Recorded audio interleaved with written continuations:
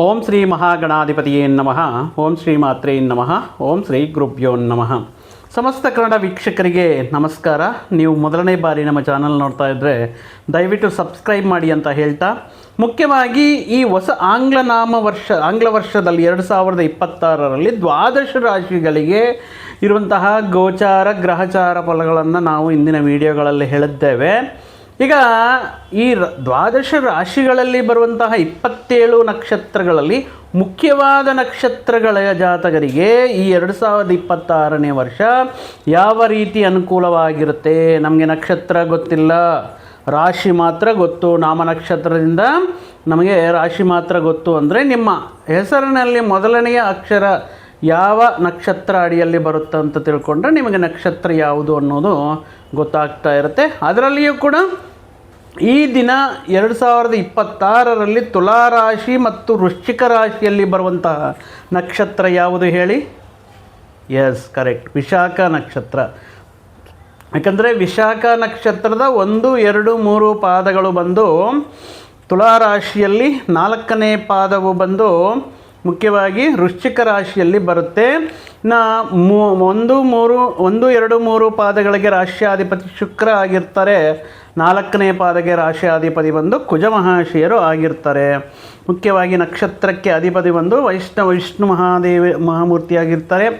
ವಿಶಾಖ ನಕ್ಷತ್ರ ನಾವು ಪರ್ಟಿಕ್ಯುಲರಾಗಿ ಈ ವ್ಯಕ್ತಿಗಳ ಸ್ವಭಾವವನ್ನು ನಾವು ನೋಡುವುದಾದರೆ ಬಹಳ ಸೌಂದರ್ಯವನ್ನು ಹೊಂದಿ ಆಕರ್ಷಣೀಯವಾಗಿರುವಂತಹ ಒಂದು ಮುಖರೂಪವನ್ನು ಇವರು ಹೊಂದಿರ್ತಾರೆ. ಮಾಡುವಂತಹ ಕೆಲಸ ಕಾರ್ಯಗಳಲ್ಲಿ ತುಂಬ ಆ್ಯಕ್ಟಿವ್ ಆಗಿ, ಎನರ್ಜೆಟಿಕ್ ಆಗಿ, ಅಡ್ಯಾಪ್ಟಬಿಲಿಟಿ ಅನ್ನಿರುತ್ತೆ. ಕೆಲವೊಂದು ವಿಷಯಗಳನ್ನು ತುಂಬ ಬೇಗ ಕಲ್ತ್ಕೊಳ್ಳುವಂತಹ ವಿಷಯಗಳಾಗಿರುತ್ತೆ.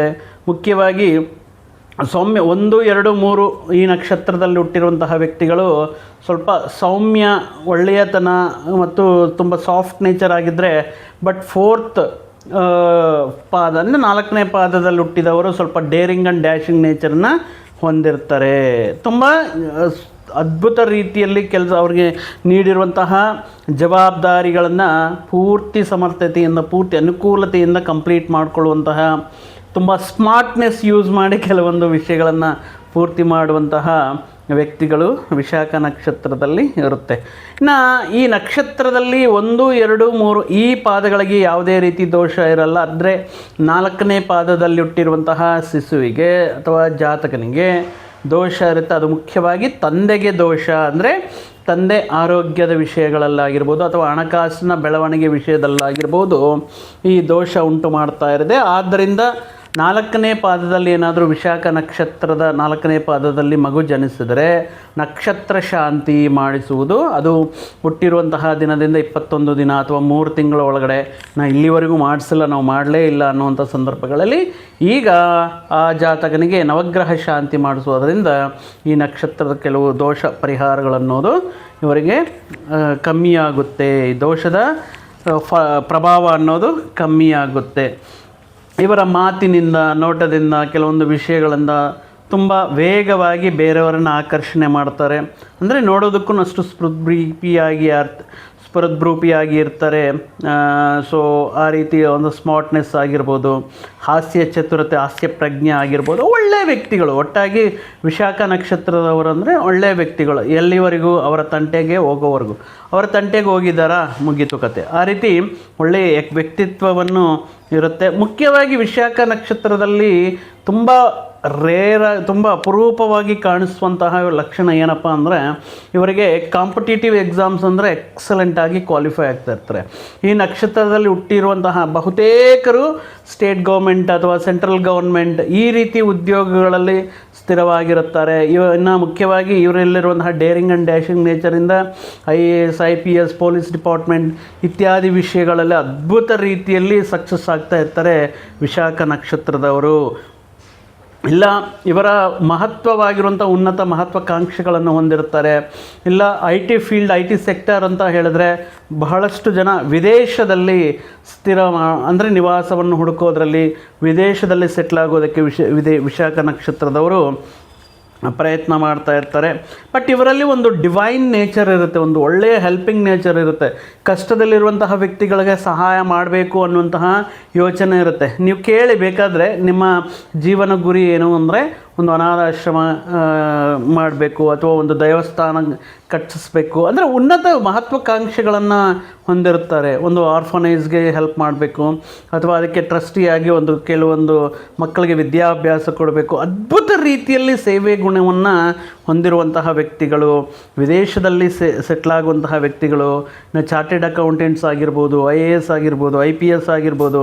ಇನ್ನು ಏನಪ್ಪ ಅಂದರೆ ವಿಶಾಖ ನಕ್ಷತ್ರದವರು ಉನ್ನತ ಕುಟುಂಬಗಳಲ್ಲಿ ಇವರು ಜನನವನ್ನು ಹೊಂದುತ್ತಾರೆ. ಬಹಳಷ್ಟು ವಿಶಾಖ ನಕ್ಷತ್ರದವರು ಹುಟ್ಟಿದ ತಕ್ಷಣ ಯಾವುದೇ ರೀತಿ ಕೊರತೆ ಇರಲ್ಲ. ಆ ರೀತಿ ಲಕ್ಸೂರಿಯಸ್ ಲ್ಯಾವಿಶ್ ಲೈಫ್ ಅನ್ನೋದು ನೋಡ್ತಾ ಇರ್ತಾರೆ. ಮುಖ್ಯವಾಗಿ ಈ ವಿಶಾಖ ನಕ್ಷತ್ರದವರಲ್ಲಿ ಒಂದು ರೀತಿ ಡಿಗ್ನಿಫೈಡ್ ಲೈಫ್ ಸ್ಟೈಲ್ ಅನ್ನೋದಿರುತ್ತೆ. ಒಂದು ಡಿಗ್ನಿಟಿ, ತುಂಬ ಮೆಚ್ಯೂರ್ಡ್ ಆಗಿ ಯೋಚನೆ ಮಾಡ್ತಾರೆ. ತಮಾಷೆಗೆ ಅಥವಾ ಟೈಮ್ ಪಾಸ್ ಮಾತುಗಳು, ಸುಮ್ಮನೆ ಟೈಮನ್ನು ಮನಿಯನ್ನು ವೇಸ್ಟ್ ಮಾಡೋದಲ್ಲ, ಆ ರೀತಿ ವ್ಯಕ್ತಿಗಳಾಗಿರ್ತಾರೆ. ಇವರಿಗೆ ಎಲ್ಲಿ ಹೋದರೂ ಕೂಡ ಇವರಿಗೆ ಆಗಿರುವಂತಹ ಒಂದು ರೆಸ್ಪೆಕ್ಟೆಡ್ ಎನ್ವಿರಾನ್ಮೆಂಟ್ ಇರುತ್ತೆ, ಗೌರವ ಮರ್ಯಾದೆಗಳನ್ನು ಹೊಂದ್ತಾ ಇರುತ್ತೆ. ಇನ್ನು ಮುಖ್ಯವಾಗಿ 2026 ವರ್ಷವನ್ನು ನಾವು ಈ ವಿಶಾಖ ನಕ್ಷತ್ರದವರಿಗೆ ಯಾವ ರೀತಿ ಅಂತ ನೋಡೋದಾದರೆ ಇಲ್ಲಿ 2 ಭಾಗಗಳಾಗಿ ವಿಂಗಡಣೆ ಮಾಡಬೇಕಾಗಿರುತ್ತೆ. ಯಾಕಂದರೆ 1, 2, 3 ಈ ಪಾದಗಳು ಬಂದು ತುಲಾರಾಶಿ ಅದ್ಭುತವಾಗಿರುತ್ತೆ. ಅದೇ ರೀತಿ 4ನೇ ಪಾದದವರಿಗೆ ಮಿಶ್ರ ಫಲಗಳು ಅನ್ನೋದು ನೋಡಬಹುದು. ಏಕೆಂದರೆ ಈ ಮೊದಲನೇ 3 ಪಾದಗಳು ಬಂದು ತುಲಾರಾಶಿಯಲ್ಲಿ ಬರುವುದರಿಂದ ಮುಖ್ಯವಾಗಿ ನಾವು ಗುರು ಶನಿ ಸಂಚಾರವನ್ನು ನಾವು ನೋಡುವುದಾದರೆ ಗುರು ಪರಮಾತ್ಮರು ಬಂದು ಭಾಗ್ಯಸ್ಥಾನ, ದಶಮ ಸ್ಥಾನ ಮತ್ತು ಏಕಾದಶ ಸ್ಥಾನ, ಅಂದರೆ ಆರಂಭದಿಂದಲೇ ಇವರಿಗೆ ಗುರುಬಲ ಅನ್ನೋದು ಎಕ್ಸಲೆಂಟ್ ಆಗಿರುತ್ತೆ. ಇನ್ನು ವರ್ಷದ ಪೂರ್ತಿ ಕೂಡ ಶನಿ ಪರಮಾತ್ಮರು ಋಣರೋಗ ಶತ್ರುಸ್ಥಾನವಾಗಿರುವಂಥ 6ನೇ ಮನೆಯಲ್ಲಿ ಯೋಗಕಾರಕವಾಗಿರ್ತಾರೆ. ಅದೇ ರೀತಿ ಕೇತು ಅನುಕೂಲವಾಗಿದ್ದಾರೆ. ಬಟ್ ಪಂಚಮ ಚತುರ್ಥ ಸ್ಥಾನದಲ್ಲಿರುವಂತಹ ರಾಹು ಮಾತ್ರ ಸ್ವಲ್ಪ ತೊಂದರೆಗಳು ಕೊಡ್ತಾ ಇರ್ತಾರೆ. ಆದರೆ ಅದ್ಭುತವಾಗಿರುವಂತಹ ಗುರುಬಲ ಅನ್ನೋದಿರುತ್ತೆ.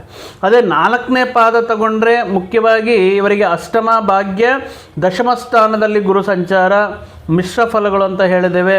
ಇದರಲ್ಲಿ ವರ್ಷದ ಮಧ್ಯದಲ್ಲಿ ಜೂನ್ನಿಂದ ಅಕ್ಟೋಬರ್ವರೆಗೂ ಚೆನ್ನಾಗಿರುತ್ತೆ. ಶನಿ ಪರಮಾತ್ಮರು ಅಷ್ಟೇ ಪಂಚಮದಲ್ಲಿದ್ದಾರೆ. ಸೊ ಆದ್ದರಿಂದ ಕಂಪೇರ್ ಮಾಡಿದ್ರೆ ಅಂದರೆ 1, 2, 3 ಪಾದಗಳಿಗೆ ಕಂಪೇರ್ ಮಾಡಿದ್ರೆ ಈ 4ನೇ ಪಾದದಲ್ಲಿ ಹುಟ್ಟಿರುವಂತಹ ವ್ಯಕ್ತಿಗಳಿಗೆ ಕೆಲವೊಂದು ಸಂದರ್ಭಗಳಲ್ಲಿ ಕೆಲವೊಂದು ಪ್ರತಿಕೂಲ ಫಲಗಳನ್ನು ಇರುತ್ತೆ. ಸೊ ಎಲ್ಲರೂ ನಮ್ಮದೆಲ್ಲ ವಿಶಾಖ ನಕ್ಷತ್ರ ಅಲ್ಲ ಅಂತ ಅಂದ್ಕೊಳ್ತಾ ಇರ್ತಾರೆ. ಇಲ್ಲ, ಆದ್ದರಿಂದ ಯಾವ ಪಾದ ನಿಮ್ಮದು ಅಂತ ತಿಳ್ಕೊಳ್ಳೋದಕ್ಕೆ ಮತ್ತು ಈ ಗೋಚಾರ ಫಲಗಳ ಪ್ರಕಾರ ಆಗ್ತಾ ಇದೆಯಾ ಅಥವಾ ನಿಮ್ಮ ವೈಯಕ್ತಿಕ ಜಾತಕದಲ್ಲಿ ಏನಾದರೂ ಈ ನಡೀತಾ ಇರುವಂತಹ ಗ್ರಹ ಸಂಚಾರ ಅಥವಾ ಈಗ ನಡೀತಾ ಇರುವಂಥ ದಶಾಭುಕ್ತಿ, ಗ್ರಹಗಳ ಸ್ಥಾನಮಾನ, ಏನಾದರೂ ಪರಿಹಾರಗಳು, ದೋಷ ಇತ್ಯಾದಿ ವಿಷಯಗಳನ್ನು ಒಮ್ಮೆ ನಿಮ್ಮ ಜಾತಕವನ್ನು ಅಥವಾ ನಿಮ್ಮ ಬರ್ತ್ ಚಾರ್ಟ್ನ ಅನುಭವಸ್ಥರಾಗಿರುವಂತಹ ಜ್ಯೋತಿಷ್ಯರ ಸಮ್ಮುಖದಲ್ಲಿ ಒಂದು ಸಾರಿ ವಿಶ್ಲೇಷಣೆ ಮಾಡಿಸಿಕೊಳ್ಳಿ. ನಿಮಗೆ ಗೊತ್ತಾಗುತ್ತೆ, ಅದು ವೈಯಕ್ತಿಕವಾಗಿ ಗೊತ್ತಾಗುತ್ತೆ. ಯಾಕೆಂದರೆ ನಾನು ಹೇಳ್ತಾ ಇರುವಂತಹ ಕೆಲವೊಂದು ವಿಷಯಗಳು ನಿಮಗೆ ನಿಮ್ಮ ಜೀವನದಲ್ಲಿ ಆಲ್ರೆಡಿ ನಡೀತಾ ಇರುತ್ತೆ. ಸೊ ಆದ್ದರಿಂದ ಒಮ್ಮೆ ನಿಮ್ಮ ಪರ್ಸ್ನಲ್ ಚಾರ್ಟ್ನೂ ಕೂಡ ಒಮ್ಮೆ ತೋರಿಸೋದು ಮುಖ್ಯವಾಗಿರುತ್ತೆ. ಇನ್ನು ಫಸ್ಟ್ ನಾವು 1, 2, 3 ಪಾದಗಳಲ್ಲಿ ನಾವು ನೋಡುವುದಾದರೆ ಎಕ್ಸಲೆಂಟೇ ಇರುತ್ತೆ. ಯಾಕಂದರೆ ಈ 10th ಜನವರಿಯಿಂದ ಏನಾಗ್ತಾ ಇದೆ, ಶನಿ ಪರಮಾತ್ಮನ ನಕ್ಷತ್ರ ಬದಲಾವಣೆ ಅನ್ನೋದು ಕೂಡ ಒಂದು ರೀತಿ ಯೋಗದಾಯಕವಾಗಿರುತ್ತೆ. ಶನಿ ಭಗವಾನ್ ನೀಡ್ತಾ ಇರುವಂತಹ ಶುಭ ದೃಷ್ಟಿಯಿಂದ ಕೂಡ ಇವರಿಗೆ ಒಳ್ಳೆಯ ಅನುಕೂಲವಾಗಿರುವಂತಹ ಒಳ್ಳೆಯ ಸ್ಕಿಲ್ಸ್ ಇಂಪ್ರೂವ್ ಆಗೋದಾಗಿರ್ಬೋದು, ಫ್ಯಾಷನ್ ಡಿಸೈನಿಂಗ್, ಇಂಟೀರಿಯರ್ ಡಿಸೈನಿಂಗ್ ಇತ್ಯಾದಿ ವಿಷಯಗಳಲ್ಲಿ ಅಭಿವೃದ್ಧಿ ಆಗಿರ್ಬೋದು. ಈಗ ಬರೀತಾ ಇರುವಂಥ ಕಾಂಪಿಟೇಟಿವ್ ಎಕ್ಸಾಮ್ಸಲ್ಲಿ ಎಕ್ಸಲೆಂಟಾಗಿ ಪರ್ಫಾರ್ಮೆನ್ಸ್ ಮಾಡೋದಾಗಿರ್ಬೋದು. ಮುಖ್ಯವಾಗಿ ಕ್ರಿಯೇಟಿವಿಟಿ ಅಂತ ಬಂದಾಗ, ಒಂದು ಸೃಜನಶೀಲತೆ ಅಂತ ಬಂದಾಗ 1, 2, 3 1, 2, 3 ಪಾದಗಳಲ್ಲಿ ತುಂಬ ಚೆನ್ನಾಗಿರುತ್ತೆ. ಇನ್ನು ಅದೇ 4th ಇದರಲ್ಲಿ ನೋಡುವಾಗ ಸ್ವಲ್ಪ ಡೇರಿಂಗ್ ಆ್ಯಂಡ್ ಡ್ಯಾಶಿಂಗ್ ನೇಚರ್ ಇರುತ್ತೆ. 1, 2, 3 ಪಾದಗಳಲ್ಲಿ ನಾವು ಈ ವರ್ಷ ಯಾವ ರೀತಿ ಇರುತ್ತೆ ಅಂತ ನೋಡುವುದಾದರೆ ಭಾಗ್ಯ, ದಶಮ ಕರ್ಮಸ್ಥಾನ, ಏಕಾದಶದಲ್ಲಿ ಗುರು ಸಂಚಾರ. ಆರಂಭದಲ್ಲಿಯೇ ಒಳ್ಳೆಯ ಯೋಗದಿಂದ ಆರಂಭ ಮಾಡ್ತಾರೆ. ಧನಲಾಭ, ಮನೆಯಲ್ಲಿ ಕೆಲವೊಂದು ಶುಭ ಕಾರ್ಯಗಳು, ವಿವಾಹ ವಿಷಯಗಳು ಕೂಡಿ ಬರುವುದು ಮತ್ತು ಈಗಿರುವಂತಹ ಸ್ಥಾನ ಏನು ಸ್ಥಾನ ಇದೆಯೋ ಆ ಸ್ಥಾನದಿಂದ ಉನ್ನತ ಸ್ಥಾನಕ್ಕೆ ಇವರ ಹಂತ ಹಂತವಾಗಿ ಇವರ ಬೆಳವಣಿಗೆ ಅನ್ನೋದು ಎಕ್ಸಲೆಂಟ್ ರಿಸಲ್ಟ್ಸ್ ಕೊಡುತ್ತೆ. ಅಂದರೆ ಹುದ್ದೆಯಲ್ಲಿ ಅಧಿಕಾರಗಳಲ್ಲಿ ಬದಲಾವಣೆಗಳಾಗಿರ್ಬೋದು, ಪ್ರಮುಖ ಹುದ್ದೆಗಳಲ್ಲಿ ಪ್ರಮೋಷನ್ಸ್ ಪಡೆಯೋದಾಗಿರ್ಬೋದು, ಉತ್ತಮ ಜವಾಬ್ದಾರಿಗಳನ್ನು ಯಶಸ್ವಿಯಾಗಿ ಪೂರ್ತಿ ಮಾಡೋದಾಗಿರ್ಬೋದು, ಧನಲಾಭ ಉಂಟಾಗೋದಾಗಿರ್ಬೋದು, ಎಕ್ಸಲೆಂಟ್ ಆಗಿರುತ್ತೆ. ಮತ್ತು ಈ 1, 2, 3 ಪಾದಗಳವರೆಗೆ ಒಂದು ರೀತಿ ಒಂದು ಟೆಸ್ಟಿಂಗ್ ಪೀರಿಯಡ್ ಏನಪ್ಪ ಅಂದರೆ ಜೂನ್ಲಿಂದ ಅಕ್ಟೋಬರ್ವರೆಗೆ. ಇಲ್ಲಿ ದಶಮ ಸ್ಥಾನಕ್ಕೆ ಗುರು ಆಗಮನ, ಕರ್ಮ ಉದ್ಯೋಗ ಸ್ಥಾನಕ್ಕೆ ಗುರು ಆಗಮನ ಆಗೋದರಿಂದ ಈ ಮಾಡ್ತಾ ಇರುವಂತಹ ಕೆಲವೊಂದು ವೃತ್ತಿ ಉದ್ಯೋಗಗಳಲ್ಲಿ ಒತ್ತಡ ಅನ್ನೋದಿರುತ್ತೆ. ಬಿಟ್ಬಿಡೋಣ, ಜಾಬ್ ಬಿಟ್ಬಿಡೋಣ, ಬೇರೆ ದುಡ್ಕೋಣ, ಬೇಡ, ದಯವಿಟ್ಟು ಈ ಕೆಲಸ ಮಾಡಲಿಕ್ಕೆ ಹೋಗಬೇಡಿ. ಈ ಸಂದರ್ಭದಲ್ಲಿ ನೀವು ಏನು ಕಂಟಿನ್ಯೂ ಮಾಡ್ತಾ ಇರೋದರೋ ಅದರ ಪ್ರಕಾರನೇ ಕಂಟಿನ್ಯೂ ಮಾಡಿ. ನಿಮ್ಮ ಪರ್ಸ್ನಲ್ ಚಾರ್ಟ್ ಪ್ರಕಾರ ಎಲ್ಲ ಅನುಕೂಲ ಇದ್ದರೆ yes you can go head. But ಈಗ ಸ್ವಲ್ಪ ಒತ್ತಡ, ವೃತ್ತಿ ಉದ್ಯೋಗಗಳಲ್ಲಿ ಒತ್ತಡ. ಇನ್ನು ಈ ಸಂದರ್ಭದಲ್ಲಿ ಯಾವುದಾದ್ರೂ ಮಧ್ಯದಲ್ಲಿ ಗ್ಯಾರಂಟಿ ಸಿಗ್ನೇಚರ್ ಮಾಡೋದಾಗಿರ್ಬೋದು, ಶ್ಯೂರಿಟಿ ಕೊಡೋದಾಗಿರ್ಬೋದು, ಆಶ್ವಾಸನೆಗಳು ನಿಮ್ಮ ಮೇಲೆ ನಿಮ್ಗೇನೆ ಇರೋಲ್ಲ, ಅಶ್ಯೂರೆನ್ಸ್ ಕೊಡೋದು ಅಂದರೆ ಆಶ್ವಾಸನೆಗಳು ಕೊಡೋದು, ಅದರಿಂದ ಕೆಲವೊಂದು ಅವಮಾನಗಳನ್ನು ಪಡೆಯೋದು, ಮಾಡ್ತಾ ಇರುವಂತಹ ವೃತ್ತಿ ಉದ್ಯೋಗನ ಬಿಡೋಣ ಅನ್ನುವಂತಹ ಯೋಚನೆಗಳಾಗಿರ್ಬೋದು. ಸ್ವಲ್ಪ ಫಿನಾನ್ಷಿಯಲ್ ಬಿಡೋಕ್ಕೆ ಹೋಗಬೇಡಿ, ಯಾಕಂದರೆ ಮತ್ತೆ ಇನ್ನೊಂದು ಉದ್ಯೋಗವನ್ನು ಪಡೆಯೋದಕ್ಕೆ ಈ ರೀತಿ ಸಣ್ಣ ಪುಟ್ಟ ಅವಮಾನಗಳು, ಹಣಕಾಸಿನ ತೊಂದರೆಗಳು, ಹಣಕಾಸಿನ ನಷ್ಟ, ಸಣ್ಣ ಪುಟ್ಟ ಅವಮಾನಗಳು ಇತ್ಯಾದಿ ವಿಷಯಗಳಿಂದ ಸ್ವಲ್ಪ ಅಪ್ಸ್ ಆ್ಯಂಡ್ ಡೌನ್ಸ್ ಅನ್ನೋದಿರುತ್ತೆ. ಒಂದು 5 ತಿಂಗಳ ಕಾಲ, June, July, August, September, October ಕೊನೆಯವರೆಗೂ. ಅಯ್ಯೋ ನಮ್ಮದು ಏನಪ್ಪ ಇದು ಚೆನ್ನಾಗಿತ್ತು ಆರಂಭದಲ್ಲಿ, ಏನಕ್ಕೆ ಈ ರೀತಿ ಆಯಿತು ಅಂತ ಭಯ ಬೀಳಬೇಡಿ. ಮತ್ತು ಎಗೇನ್ ನವಂಬರ್, ಡಿಸೆಂಬರಲ್ಲಿ ಲಾಭ ಸ್ಥಾನಕ್ಕೆ ಗುರು ಆಗಮನ, ಅಂದರೆ ಅದೃಷ್ಟ ಅಂತ ಎಲ್ಲ ನೀವು ಮಾಡುವಂತಹ ಪ್ರತಿಯೊಂದು ವ್ಯಾಪಾರ ವ್ಯವಹಾರಗಳಲ್ಲೆಲ್ಲ ಮತ್ತೆ ಲಾಭಗಳನ್ನು ಪಡೆಯೋದಕ್ಕೆ, ಇನ್ನೇನು ನಾವು ಕಳ್ಕೊಳ್ತಾ ಇದ್ದೀವಿ ಅನ್ನುವಂತಹ ಕೆಲವೊಂದು ವಿಷಯಗಳನ್ನು, ಗೌರವ ಆಗಿರ್ಬೋದು, ಹಣಕಾಸು ಆಗಿರ್ಬೋದು, ಜಾಬ್ ಆಗಿರ್ಬೋದು, ಮತ್ತೆ ಹಿಂಪಡೆಯೋದಕ್ಕೆ, ಅದರಲ್ಲಿ ಲಾಭಗಳನ್ನು ಪಡೆಯೋದಕ್ಕೆ ಪ್ರತಿಯೊಂದು ವಿಷಯಗಳಲ್ಲಿ ಅದ್ಭುತ ರೀತಿಯಲ್ಲಿ ಅನುಕೂಲ. ಇನ್ನು ವಿದೇಶಿ ಪ್ರಯತ್ನಗಳು, ವಿದೇಶಿ ಯೋಗ ಅನ್ನೋದು ಪ್ರತಿಯೊಂದು ಈ ನವಂಬರ್, ಡಿಸೆಂಬರಲ್ಲಿ ಮತ್ತೆ ನಿಮಗೆ ವಾಪಸ್ ಬರುತ್ತೆ. ಸೊ ವಿಶಾಖ 1, 2, 3 ಪಾದಗಳಿಗೆ ಸ್ವಲ್ಪ ಟೆಸ್ಟಿಂಗ್ ಪೀರಿಯಡ್ ಅಂತ ಹೇಳಿದ್ರೆ ಅದನ್ನು ನಾವು ಈ ಜೂನ್ಲಿಂದ ಅಕ್ಟೋಬರ್ವರೆಗೂ ಮಾತ್ರ ಇರುತ್ತೆ. ಇನ್ನು ಮುಖ್ಯವಾಗಿ ಈ ಶನಿ ಪರಮಾತ್ಮ ಕರ್ಮಕಾರಕ ಅಂತ ಹೇಳುವುದಾದರೆ 6ನೇ ಮನೆಯಲ್ಲಿ ವರ್ಷ ಪೂರ್ತಿ ಮೀನರಾಶಿಯಲ್ಲಿ ಇರೋದರಿಂದ ಶನಿ ಬಲ ಅನ್ನೋದು ಅದ್ಭುತ ರೀತಿಯಲ್ಲಿ ಯೋಗಕಾರಕವಾಗಿರುತ್ತೆ. ಮುಖ್ಯವಾಗಿ ಈ ಸಂದರ್ಭದಲ್ಲಿ ನೀವು ಅಂದ್ಕೊಳ್ತಾ ಇರ್ತೀರ, ಅಂದರೆ ಪರ್ಟಿಕ್ಯುಲರಾಗಿ ನಾವಿಷ್ಟು ಕಷ್ಟಪಡ್ತಾ ಇದ್ದೀವಿ, ಸ್ಮಾರ್ಟ್ ವರ್ಕ್ ಮಾಡ್ತಾ ಇದ್ದೀವಿ, ಎಲ್ಲರೂ ಅಪ್ರಿಷಿಯೇಟ್ ಮಾಡೋ ರೀತಿಯಲ್ಲಿ ನಾವು ಕಷ್ಟಪಡ್ತಾ ಇದ್ದೀವಿ, ಯಾರು ನಮ್ಮನ್ನು ಗುರುತಿಸ್ತಾ ಇಲ್ಲ.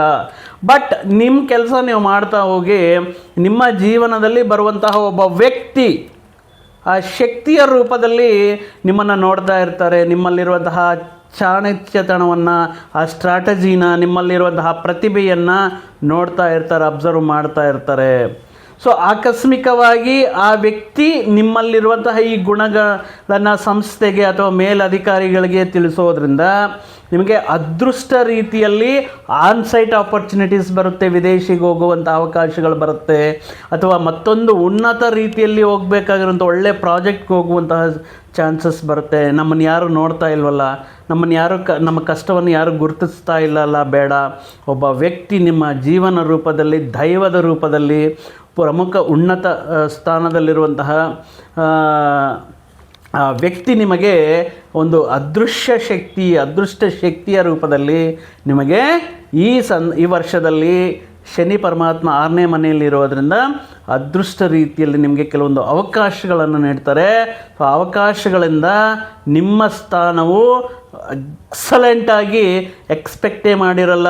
ಅದು ವಿದೇಶಿ ಪ್ರವಾಸಗಳಾಗಿರ್ಬೋದು, ಅಥವಾ ಆದಾಯದಲ್ಲಿ ಹೆಚ್ಚಳ ಆಗೋದಾಗಿರ್ಬೋದು, ಒಂದು ದೊಡ್ಡ luxury life ಸ್ಟೈಲ್ನ enjoy Lavish life ಸ್ಟೈಲ್ನ, ಹೋಟೆಲಲ್ಲಿ ಕೆಲವೊಂದು ದಿನಗಳ ಕಾಲ ಆ ಲಾವಿಶ್ ಲೈಫ್ ಸ್ಟೈಲ್ನ ಈ ವಿಪರೀತವಾಗಿರುವಂಥ ಊಟ, ಮೃಷ್ಟಾನ್ನವನ್ನು ಸವಿಯುವಂತಹ ಕಾಲ ನಿಮಗೆ ಆ ವ್ಯಕ್ತಿಯಿಂದ ಈ ವರ್ಷ ನಿರೀಕ್ಷಿಸಬಹುದು. ಅದು ಸ್ತ್ರೀಯಾಗಿರಬಹುದು, ಪುರುಷರಾಗಿರಬಹುದು, ಯಾರೂ ನಮ್ಮನ್ನು ಕೆಲಸ ಮಾಡೋದು ನೋಡ್ತಾ ಇಲ್ಲ, ಎಷ್ಟು ಕಷ್ಟಪಡ್ತಾ ಇದ್ದೀವಿ, ಪ್ರಮೋಷನ್ ಇಲ್ಲ, ಬೇಡ. ಬಟ್ ಆ ವ್ಯಕ್ತಿ ಎಲ್ಲ ನೋಡ್ತಾ ಇದ್ದಾರೆ. ಆ ವ್ಯಕ್ತಿಯ ರೂಪದಲ್ಲಿ ನಿಮಗೆ ಸಾಕಷ್ಟು ಅವಕಾಶಗಳನ್ನೋದು ಇರುತ್ತೆ. ಇನ್ನು ಕೇತು ಅನುಕೂಲವಾಗಿರುತ್ತೆ. ಕೆಲವೊಂದು ಅನುಕೂಲವಾಗಿರುವಂಥ ಪುಣ್ಯಕ್ಷೇತ್ರ ಸಂದರ್ಶನಗಳಾಗಿರ್ಬೋದು, ದೈವ ಭಕ್ತಿ ಹೆಚ್ಚಾಗುವುದಾಗಿರ್ಬೋದು, ಏನಪ್ಪ ಈ ರೀತಿ ಅದೃಷ್ಟ ಅನ್ನೋ ರೀತಿಯಲ್ಲಿ ದೇವರ ಅನುಗ್ರಹ ಇದೆ ಅನ್ನುವಂತಹ ಸಂದರ್ಭಗಳಲ್ಲಿ ಹರಿಕೆಗಳು, ದೇವಗಳ ದರ್ಶನಗಳು ಅನ್ನೋದು ಅನುಕೂಲವಾಗಿರುತ್ತೆ. ಇನ್ನು ಆದರೆ ರಾಹು ಪಂಚಮ ಚತುರ್ಥ ಸ್ಥಾನ ಅಂದರೆ ವರ್ಷದ ಕೊನೆಯವರೆಗೂ ಪಂಚಮ ಸ್ಥಾನದಲ್ಲಿ, ಆಮೇಲೆ ಚತುರ್ಥ ಸ್ಥಾನದಲ್ಲಿ ಬರ್ತಾ ಇರುವಂತಹ ರಾಹು ಯಾವಾಗಲೂ ಒಂದು ಮಾಯಾಗ್ರಹ. ಯಾಕಂದರೆ ಇದ್ದಿದ್ದನ್ನು ಇಲ್ಲೋದನ್ನು ಇದ್ದಂಗೆ ತೋರಿಸೋದ್ರಲ್ಲಿ, ಆಕಸ್ಮಿಕವಾಗಿ ನಷ್ಟಗಳನ್ನು, ಆಕಸ್ಮಿಕವಾಗಿ ಲಕ್ಕನ್ನು ಕೊಡೋದ್ರಲ್ಲಿ ರಾಹುಗ್ರಹ ಈ ಪಂಚಮ ಸ್ಥಾನ ರಾಹುಗ್ರಹ ಅನ್ನೋದು ಮುಖ್ಯವಾಗಿ. ಇನ್ ಕೇಸ್ ತುಲಾ ಈ ವಿಶಾಖ ನಕ್ಷತ್ರದ್ದು ಪ್ರೀತಿ ಪ್ರೇಮ ವ್ಯವಹಾರಗಳನ್ನೋದು ಕಾಮನ್. ಸೊ ಈ ಪ್ರೀತಿ ಪ್ರೇಮ ವ್ಯವಹಾರಗಳಲ್ಲಿ ನಿಮ್ಮ ಸಂಬಂಧಗಳನ್ನು ಸರಿಯಾಗಿ ಕಾಪಾಡ್ಕೊಳ್ಳಿ, ಇಲ್ಲಾಂದರೆ ಬ್ರೇಕಪ್ ಆಗುವಂತಹ ಚಾನ್ಸಸ್ ಇರುತ್ತೆ. ಇನ್ನು ಶಾರ್ಟ್ಕಟ್ಸ್ ಮಾರ್ಗಗಳು, ಅನ್ಯಾಯ ಮಾರ್ಗಗಳು, ಅನೈತಿಕ ಮಾರ್ಗಗಳಿಂದ ಹಣ ಸಂಪಾದನೆ ಬೇಡ. ಪಂಚಮದಲ್ಲಿ ರಾಹು ನಿಮಗೆ ಹಣಕಾಸಿನ ನಷ್ಟ, ಅದು ಸ್ಟಾಕ್ ಮಾರ್ಕೆಟು, ಜೂಜು, ರಮ್ಮಿ, ಬೆಟ್ಟಿಂಗು ಬೇಡವೇ ಬೇಡ. ಟ್ರೇಡಿಂಗ್ ಆಗಿರ್ಬೋದು, ಈ ವಿಷಯಗಳಿಗೆ ಎಷ್ಟು ದೂರ ಇದ್ದರೆ ಅಷ್ಟು ಒಳ್ಳೆಯದು ಈ ವರ್ಷ. ಇಲ್ಲ ಅಂದರೆ ಆರಂಭದಲ್ಲಿ ಲಾಭಗಳ ಥರ ಕಾಣಿಸುತ್ತೆ, ಆಮೇಲೆ ಕಂಪ್ಲೀಟಾಗಿ ನಿಮ್ಮನ್ನು ಜೀರೋತ್ ಮಾಡಿಬಿಡುತ್ತೆ. So you have to be very careful ಈ ರೀತಿ ಇನ್ವೆಸ್ಟ್ಮೆಂಟ್ ಮಾಡುವಂತಹ ಸಂದರ್ಭಗಳಲ್ಲಿ. ಪಾರ್ಟ್ನರ್ಶಿಪ್ ಆಗಿರ್ಬೋದು, ಶಾರ್ಟ್ ಟರ್ಮ್ ಇನ್ಕಮ್ ಬರುತ್ತೆ, ಅಥವಾ ಶಾರ್ಟ್ ಟರ್ಮಲ್ಲಿ ನಾವು ಕೋಟ್ಯಾಧಿಪತಿಗಳಾಗ್ಬೋದು ಅಂತ ಕೆಲವೊಂದು ಈ ಡಿಜಿಟಲ್ ಸೈಬರ್ ಕ್ರೈಮ್ಸ್ ತುಂಬ ನಡೀತಾ ಇದೆ. So you have to be very ಕೇರ್ಫುಲ್ಲಾಗಿ ಇರಬೇಕಾಗಿರುತ್ತೆ ಈ ವರ್ಷ. ಇನ್ನು ಈ ಮೀಡಿಯಾದಲ್ಲಿ, ಸೋಷಿಯಲ್ ಮೀಡಿಯಾ ಅಥವಾ ನ್ಯೂಸ್ ಚಾನಲ್ಸ್, ಮಾಧ್ಯಮಗಳಲ್ಲಿ ವರ್ಕ್ ಮಾಡ್ತಾ ಇರುವಂತಹ ವ್ಯಕ್ತಿಗಳು ಪಂಚಮ ಚತುರ್ಥ ಸ್ಥಾನದಲ್ಲಿ ಇರುವಂತಹ ಸಂದರ್ಭಗಳಲ್ಲಿ ರಾಹು ಮಾಡುವಂತಹ ಮಾತುಗಳು, ಹೇಳಿಕೆಗಳು ತುಂಬ ಹುಷಾರಾಗಿ ಆಡಬೇಕಾಗಿರುತ್ತೆ. ಒಂದೇ ಸಾರಿ ಹಾವು ಹೇಣಿಯ ಆಟದ ರೀತಿಯಲ್ಲಿ ಒಂದೇ ಸಾರಿ ಉತ್ತುಂಗ ಸ್ಥಾನಕ್ಕೆ ಹೋಗ್ತೀರಾ ಮತ್ತು ಪಾತಾಳಕ್ಕೆ ಬೀಳುವಂತಹ ಸಾಧ್ಯತೆ ಇರುತ್ತೆ. ಸೊ ನೀವು ಮಾಡ್ತಾ ಇರುವಂತಹ ಕಂಟೆಂಟ್ ಆಗಿರ್ಬೋದು, ನೀವು ಹೇಳ್ತಾ ಇರುವಂಥ ಹೇಳಿಕೆಗಳಾಗಿರ್ಬೋದು, ಅಭಿಪ್ರಾಯಗಳಾಗಿರ್ಬೋದು, ಒಂದಕ್ಕೆರಡು ಬಾರಿ ಯೋಚನೆ ಮಾಡಿ ಮಾತಾಡಬೇಕಾಗಿರುತ್ತೆ. ಇಲ್ಲ ಅಂದರೆ ವಿವಾದಾಸ್ಪದವಾಗಿ, ಕಾಂಟ್ರವರ್ಸಿಯಾಗಿ ಸಾಕಷ್ಟು ಸಮಸ್ಯೆಗಳನ್ನು ಇರಬೇಕಾಗಿರುತ್ತೆ. ಇನ್ನು ಕೌಟುಂಬಿಕ ವಿಷಯಗಳಲ್ಲಿ, ಈ ಪ್ರಾಪರ್ಟಿ ಕೊಳ್ಳುವಂತಹ ವಿಷಯಗಳಲ್ಲಿ, ಡಿಸ್ಪ್ಯೂಟೆಡ್ ಪ್ರಾಪರ್ಟಿ ತಗೊಳ್ಳೋದು, ಇನ್ನೇನು ಕಮ್ಮಿ ರೇಟಿಗೆ ಬರುತ್ತೆ ಅಂತ ಹೇಳಿಬಿಟ್ಟು ಆಸೆಗೆ ಹೋಗಿಬಿಟ್ಟು ತುಂಬ ಅತ್ಯಾಶಕ್ಕೆ ಬೇಡ ಅಂತ ಈ 1, 2, 3 ಪಾದಗಳವರೆಗೆ ಮುಖ್ಯವಾಗಿ ರಾಹುಗೆ ಸಂಬಂಧಪಟ್ಟಿರುವಂತಹ ಪ್ರತಿ ಶುಕ್ರವಾರ ಈ ರಾಹುಕಾಲ ಸಮಯ ಅಂದರೆ 10:30ರಿಂದ 12 ಗಂಟೆ ಮಧ್ಯದಲ್ಲಿ ಅಮ್ಮನವರ ದುರ್ಗಾದೇವಿ ಅಥವಾ ಶಕ್ತಿ ದೇವತೆ ಅಥವಾ ನಿಮ್ಮೂರಲ್ಲಿ ಗ್ರಾಮ ದೇವತೆ ಇರುವಂತಹ ಸಂದರ್ಭದಲ್ಲಿ ಅಮ್ಮನವರ ದೇವಸ್ಥಾನದಲ್ಲಿ ರಾಹುಕಾಲದ ಸಮಯದಲ್ಲಿ ದೀಪಾರಾಧನೆ ಮಾಡುವುದರಿಂದ, ಮುಖ್ಯವಾಗಿ ಅಮ್ಮನವರಿಗೆ ಕುಂಕುಮಾರ್ಚನೆ ಅಥವಾ ನಿಂಬೆ ಹಣ್ಣಿನ ದೀಪಾರಾಧನೆ ಮಾಡುವುದರಿಂದ ಈ ರಾಹು ಈ ಪಂಚಮ ಸ್ಥಾನದಲ್ಲಿಂಥ ರಾಹು ದೋಷಗಳನ್ನು ಕಮ್ಮಿ ಮಾಡ್ತಾರೆ.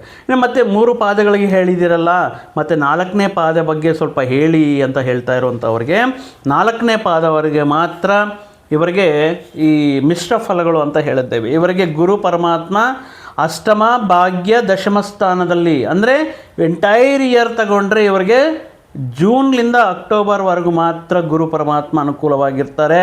But year ending, year starting, ಎಂಡಿಂಗಲ್ಲಿ ಮಾತ್ರ ಸ್ವಲ್ಪ ಚಾಲೆಂಜಿಂಗ್ ಪೀರಿಯಡ್ ಅಂತ ಹೇಳಬಹುದು. ಈ ವರ್ಷದ ಆರಂಭದಲ್ಲೇ ಕೂಡ ಸಣ್ಣ ಪುಟ್ಟ ಅವಮಾನಗಳು ಆಗಿರ್ಬೋದು, ಹಣಕಾಸಿನ ಸ್ವಲ್ಪ ಫಿನಾನ್ಷಿಯಲ್ ಪ್ರಾಬ್ಲಮ್ ಆಗಿರ್ಬೋದು, ಸ್ಟೆಬಿಲಿಟಿ ಇರಲ್ಲ, ಸ್ಥಿರತ್ವ ಇರಲ್ಲ. ಈ ಮಂತಲ್ಲಿರುವಂಥ ಇನ್ಕಮ್ ನೆಕ್ಸ್ಟ್ ಮಂತಲ್ಲಿರಲ್ಲ, ಮತ್ತು ಲಾಸ್ಟ್ ಮಂತಲ್ಲಿರುವಂತಹ ಇನ್ಕಮ್ ಈ ಮಂತಲ್ಲಿ ಇರೋಲ್ಲ.